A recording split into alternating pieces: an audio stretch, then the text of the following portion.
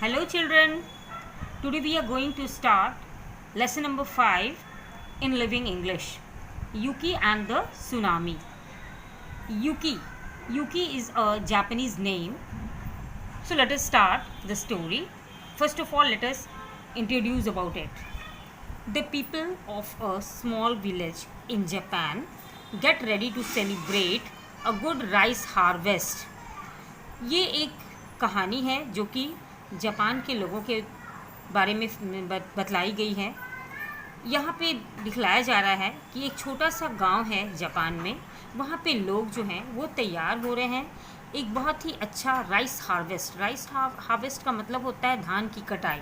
बहुत अच्छी धान की कटाई हुई है, उसके लिए वो लोग सब तैयार हो रहे हैं सेलिब्रेट करने को। All of a sudden something very unexpected happens. अचानक से जो सोचा नहीं था वैसा चीज़ हो जाता है। Let us go ahead. Characters का मतलब होता है चरित्र। It means it is a play.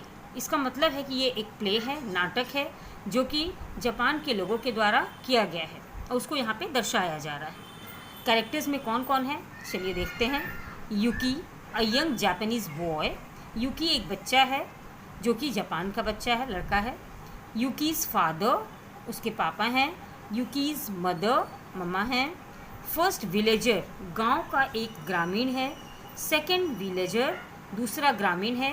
Village boy, और एक लड़का है जो कि गांव का ही है।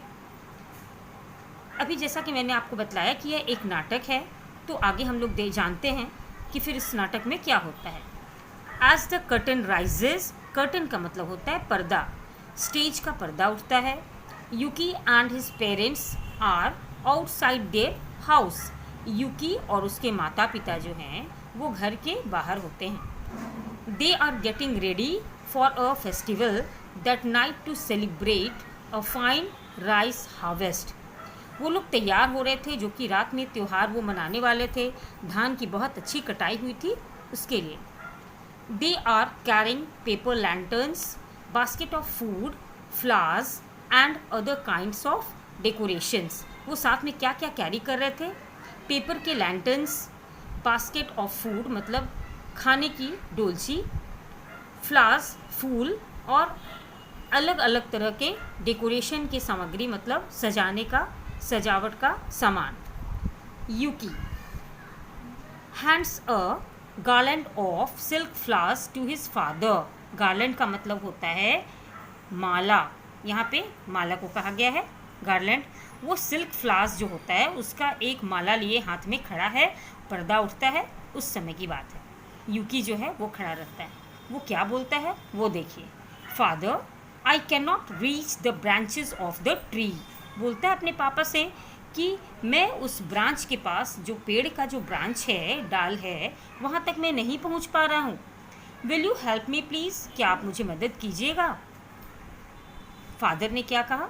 Takes the garland from Yuki. वो उसके हाथ से माला ले लेते हैं और बोलते हैं this flowers are very pretty Yuki. ये जो फूल हैं बहुत ही सुंदर हैं यूकी।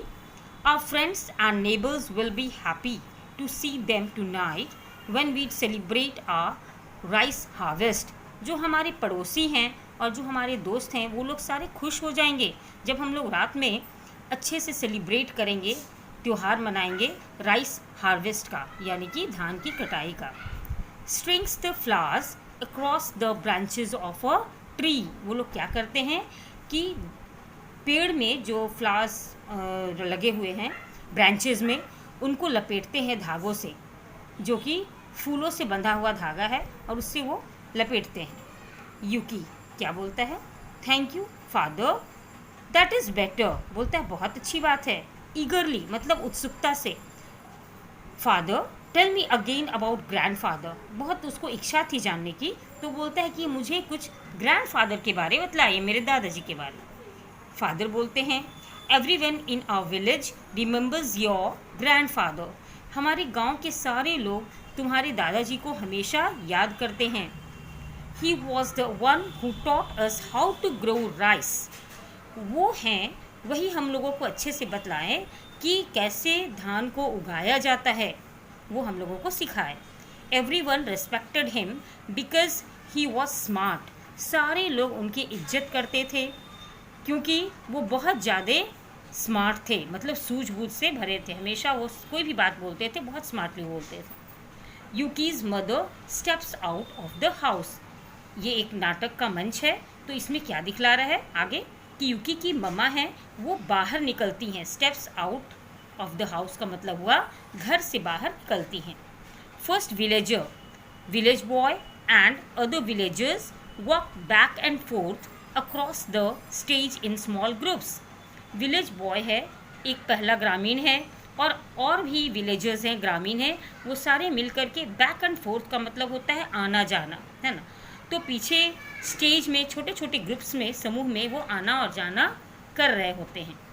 दे आर डेकोरेटिंग द विलेज, वो सारे मिल कर के गाँव को सजा रहे होते हैं। अब आगे देखते हैं मदर क्या कहती हैं।